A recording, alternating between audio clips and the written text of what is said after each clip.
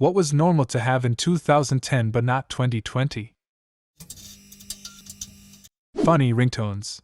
Everyone had some ridiculous comedy ringtone for a couple of years there, and then in like 2011 we just mutually decided as a culture to keep our phones on vibrate. Except old people on trains. Bingly bong bong dingly dong dong deedly doo doo doo. Cell phone with a physical keyboard. All those live strong type landfill bracelets for everything. A separate device for music from your cell phone. I still use my iPod for music, especially when I'm on the road.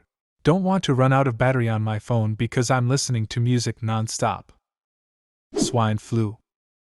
Don't worry, we've got the next best thing. Those chipmunk remixes of pop music. God, I hated those. Oh God.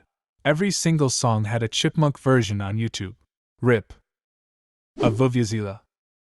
A Blackberry phone. Miss being able to text accurately in class without looking at my phone. Also, extremely satisfying feeling typing on Blackberry keyboard. Rage Comics. Trollface 2. 1,000 Bitcoins. I'm still kicking myself. Probably less than those of us who had them but left them on old machines or deleted the wallets. My brother-in-law is straight up a Bitcoin billionaire.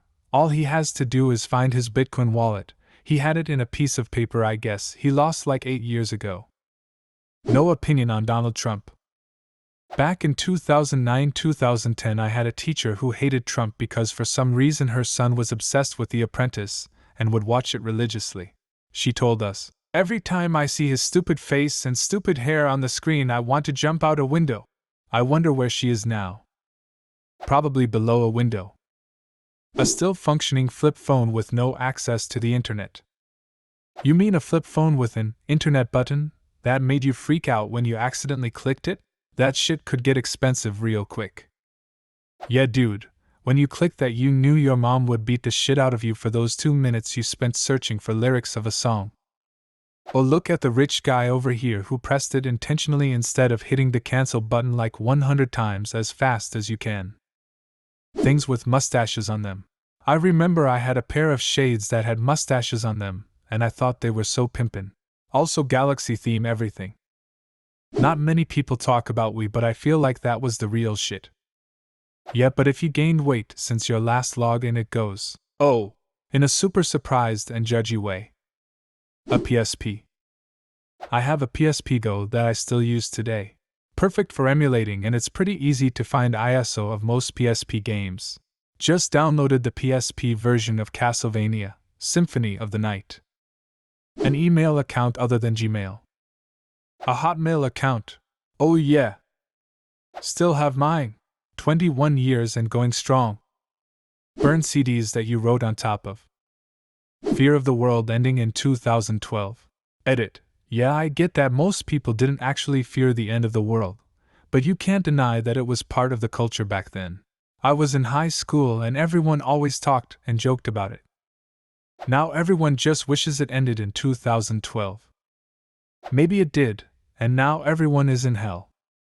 I like the theory that the world actually ended in 2012, and we've been living in a simulation ever since, and that's why the world has been so fucking bonkers ever since. A clear winner in the debate of which Star Wars trilogy was the worst. CD-DVD drive.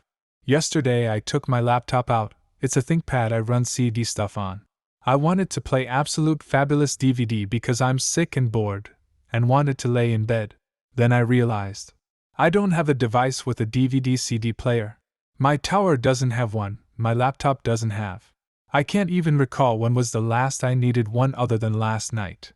Everything from programs to media I basically have either online or on USB storage. A landline. I have a landline because it comes with the cable and internet. I don't have a phone for it though, and I'd have to look in the phone book for my number, but it's there. I'm somebody now. Apparently hand sanitizer. A movie produced by Harvey Weinstein. Toilet paper and food on shelves. Boots with the fur. A 2010 calendar. I don't know. Leftover 2010 calendars will perfectly match up all the weekend's days of the week with 2021. Season changes and holiday dates might be different, In cases where they are not based directly on calendar dates, or the combination of calendar dates or days of the week. Apple presentations from Steve Jobs. A GPS mounted in your car. I still use it. In rural Australia you have no phone signal, so have to rely on them TomTom. Herd immunity. Hope. Only one fucking streaming service. As opposed to 2020, where I now start at a DVD collection. A digital camera. This being said, digital cameras are often far superior to phones, despite what megapixel specs might lead you to believe. You need a slightly bigger form factor to have a good lens and big sensor. Privacy. Privacy in 2010? LMAO, privacy died in 2001. A MySpace account still up. Troll face on your profile pic on any social media. A cigarette. In 2010 you could still smoke on patios. A sense that the words, presidential candidate Donald Trump, were funny. A binder full of CDs in your car. Apparently vaccines. A Xbox 360 with Xbox Live. A headphone jack on my phone. CD burner. iPhone 4, then it was cool and everyone wants it. Now they are hating on you and you are considered poor. Velvet tracksuits.